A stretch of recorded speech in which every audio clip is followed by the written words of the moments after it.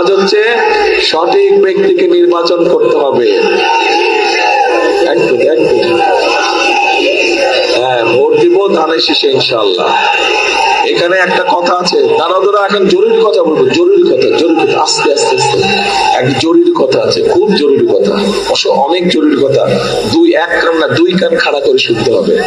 একটা জরুরি কথা বলবো। যুক্তরাষ্ট্রের ১ নম্বর জিম চেইন গোল্ড জিম এখন আবারও বাংলাদেশে। বসুন্ধরা আবাসিক এলাকা ও বসুন্ধরা সিটি শপিং মলে।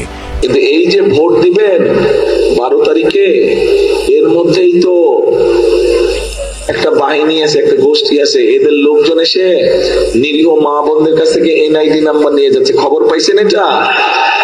আচ্ছা, তারপরে আবার ফোন নাম্বার নিয়ে যাচ্ছে, কি বিকাশ নাম্বার না কি, এগুলা নিয়ে যাচ্ছে। খবর পাইছেন?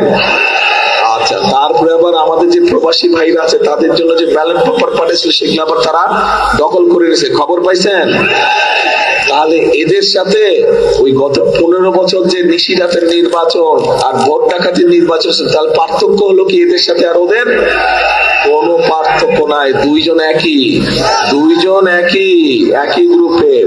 একজন ষড়যন্ত্র করেছিলেন, একজন ষড়যন্ত্র করে আপনাদের ভোট নিতে চায়, আরেকজন তো ডাকাতি করে আপনাদের ভোট নিয়ে গিয়েছে।